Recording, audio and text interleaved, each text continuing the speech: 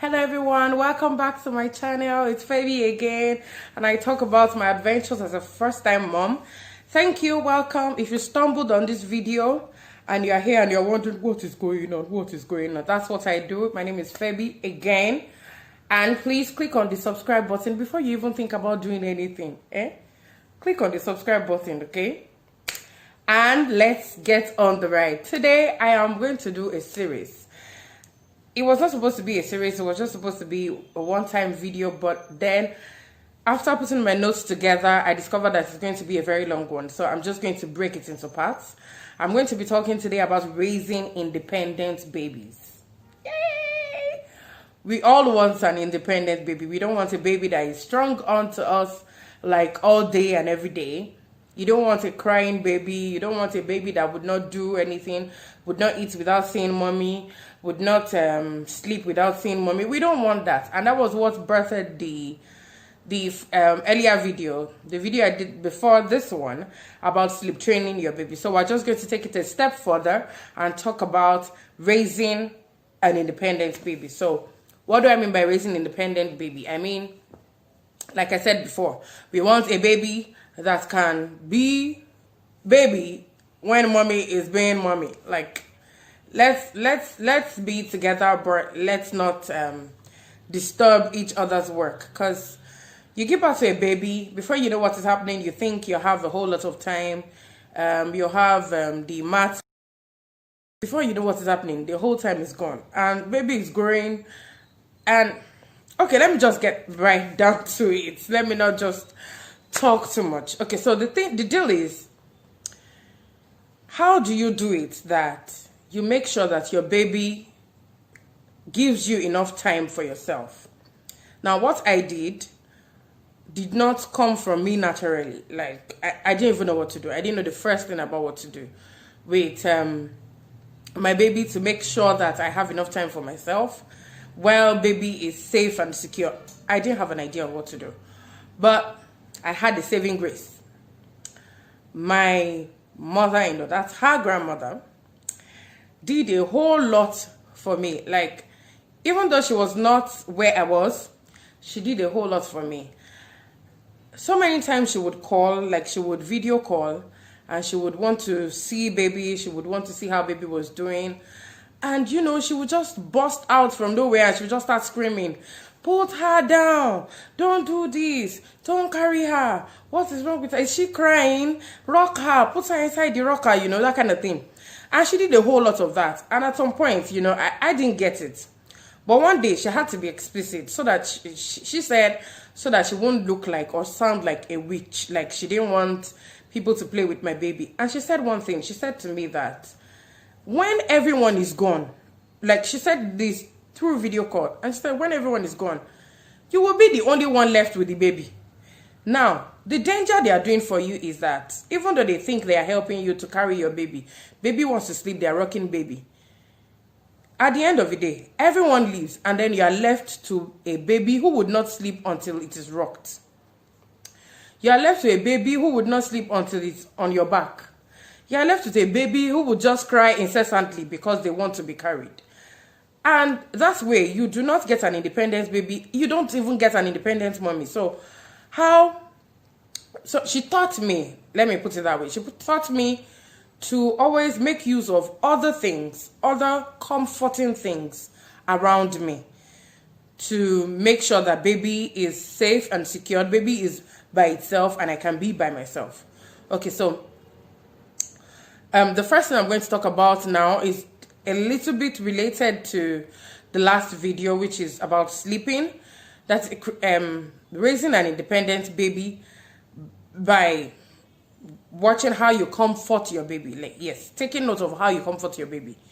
Now, if you are the type that is used to rocking your baby, holding, I'm not saying, you know, there's this mother and child time that you need to spend together.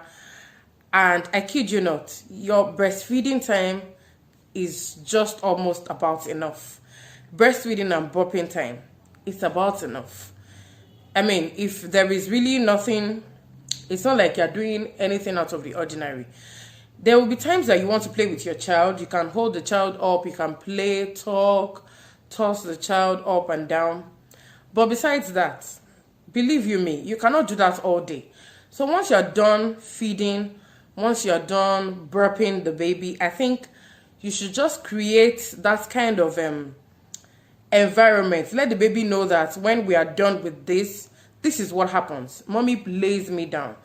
So you want to engage things like rocker, like bouncers, so that it gives your baby the same effect that the baby gets from you when you're holding the baby to your chest, when you're backing your baby. You see, all of these things, I'm not saying that once in a while you cannot back the baby, but don't let your baby get used to it. Because if they do, you do not get an independent baby from backing your baby all the time. Now, imagine if you had twins. I had a friend that had twins, and it took a while for her to adjust to the normal, like everyday kind of routine, because it was stressful. It's pretty stressful carrying. Okay, imagine that she's the kind of person who thinks that you can only rock your baby in your arms, and then you're rocking two babies in your arms. Excuse me. You're rocking two babies, one on the right hand and one on the left hand. How long are you going to survive? So please engage the use of rockers, bouncers. They have them different types. I wish I had mine set up because I packed them up since my baby outgrew them. I wish I had the setup, but sometime in the nearest future, I hope to have more babies. So I hope I'm still going to show you.